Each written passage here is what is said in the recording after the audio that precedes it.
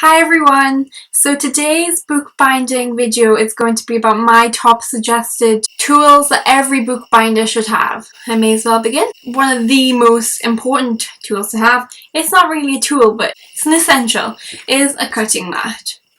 This one is A3 size and it has the measurements in centimeters, so it comes in quite handy for measuring things. I do a lot of cutting with blades. I have it underneath me all the time, so when you're gluing or cutting or anything, you don't get it on your table. And yeah, it basically just keeps your surface intact. So this is really important. I'd say for any craft project, like one of these is really important. Second of all, I'd say we'll probably go to rulers. I have a few different rulers. This one is a 50cm ruler. This one's really good because on this side it has a lip. So this is what I use for cutting. It has saved me chopping off my fingers lots and lots of times, and it's got this on the back which is like for gripping so it doesn't slip whilst you're cutting, and the fact that it's long is really good if you're making really big books. If you're making a long book you need a long ruler.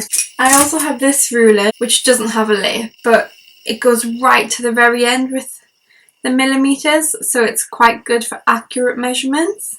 That's just a really simple steel blade ruler, but this one also, it has inches on the other side if I ever need to use inches, so this is a good ruler. This ruler is like my ultimate favourite ruler. It's called my cheat ruler. Whenever I'm casing in a book I use this because it's just under 2 centimeters wide, so it saves a lot of time and effort. Rather than measuring around the board when I'm casing in, I literally just pop this down and just cut all the way around. And yeah, this has just saved me so much time over the years. I love this ruler. If I ever lost it, I'd probably cry like a baby. This also has centimeters on one side and inches on the other, just in case I ever did want to use this. Sometimes I use it for box making because it's quite small.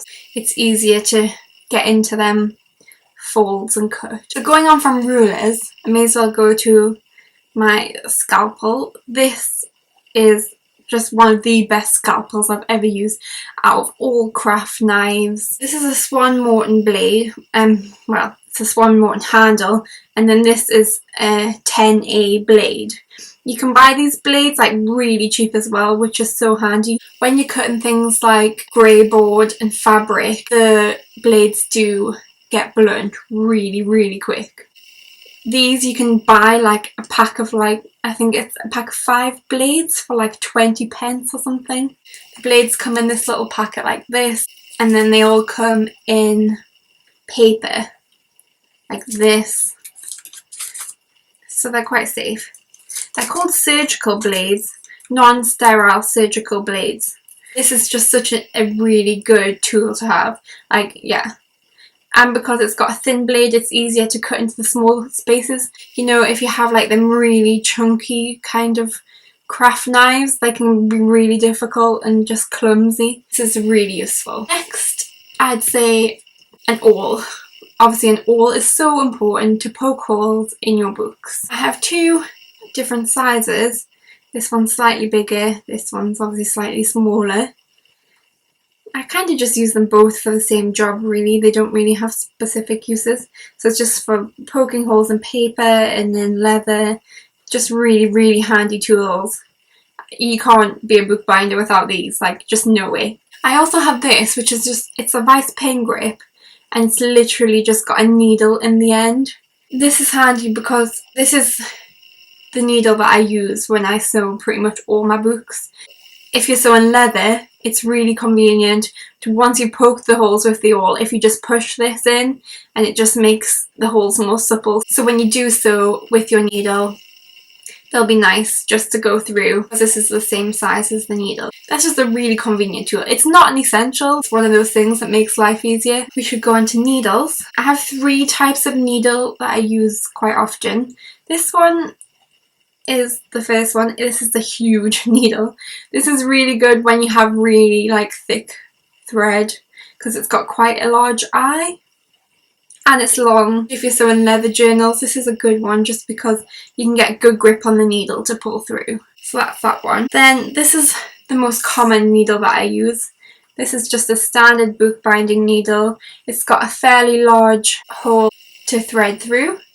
It's not too big, but it's not too small. It's just right.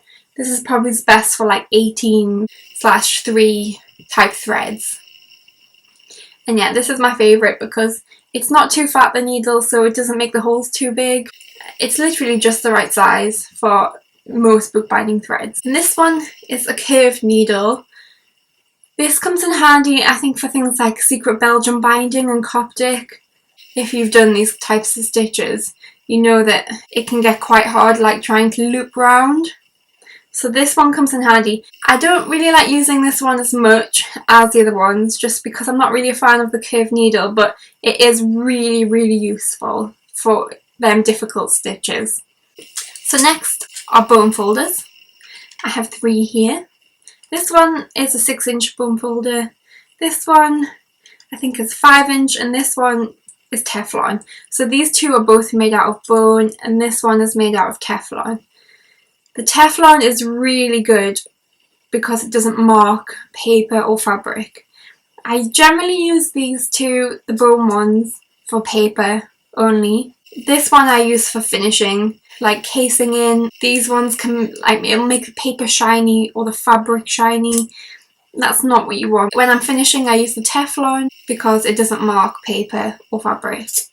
But when I'm just cutting the paper, I will just use these. This is just a really, really old pair of pliers. I use this to safely change the blades on my Swan Morton scalpel because obviously these blades are so sharp. It's best to use this to remove them safely and to put them on safely. So yeah, just a really old pair of pliers, but it does the job. So here we have, this is Coats Barber linen thread, but any linen thread for bookbinding will do. Linen thread is the best for bookbinding because it's strong and sturdy. This is just an example of linen thread. Also, this linen thread is not waxed, so I always have a nice little lump of wax handy to wax my thread. Most linen threads you buy for bookbinding are already waxed, but there are the odd ones that aren't, so this is really useful to have because if you try and sew a book when your thread is not waxed, it could be quite a bit of a disaster. Your thread will knot a lot. This makes life easier again. We like to keep life easy at the Danny Fox Books Binding Studio. Okay, this is probably a really obvious one. You should always have a pencil. And what's even more important is that your pencil should always be super, super sharp. Another really important tool to have is a pencil sharpener. So yeah, always have a really sharp pencil because in bookbinding 1mm makes such a massive difference. And if you have a really blunt pencil, your book could just be wonky. Wonky as hell. No one wants a wonky book. So always have a sharp pencil. That's my top tip of the day. This is one of my favourite tools because some of you may know, some of you may not, but I like to hand cut all my paper. I'm not a guillotine fan at all, so I have this, which has various names. I've heard people call it a boot knife, a shoe knife, or a paper knife. This is just such a useful tool. It cuts paper like butter. Just slide it in there and yeah. But I don't know what I would do without this. I love it. I love it! Again, this is quite an obvious one. And a pair of scissors. Always need a pair of scissors for cutting thread. When you finish sewing, you need to cut your thread. When you start sewing, you need to cut your thread. Scissors. It's just obvious, isn't it? Last of all, my top tools are glue brushes. I have 4 that I use on a regular basis. First one, this is probably the one I use the most. This is just a standard glue brush. I think it's made from horsehair, I think. And this is actually the smallest size glue brush you can buy, which is quite bizarre because it's quite large. The next one I have is, this is the largest glue brush you can buy, which is quite a considerable amount bigger. It's also, I'm pretty sure it's horsehair. It's like really durable. which is what you need for when you're gluing. It can be slightly annoying because sometimes the bristles can break when you're gluing. Just get a pair of tweezers and just remove the hair from whatever you're gluing. This is the large glue brush. This is better obviously when you're gluing really big books. Then I have this one. It's not actually a glue brush at all, it's just a paintbrush, but it's flat, and this I find is really useful for casing in. When you're just doing the small flaps, like, you don't want to be using something really big and chunky like this, especially when you want to get into the corners. This is a really useful brush to use. This is what I use for that sort of job. Last of all, this is another artist's brush. This one I just use for touching up at the end when I've glued everything and I'm about to put it in the press. I like to just put a little bit of glue just in the corners, so it's nice and firmly stuck down, and you just want a really tiny brush to get into them tiny places. This is my last glue brush and it's just so useful. That was my top bookbinding tools.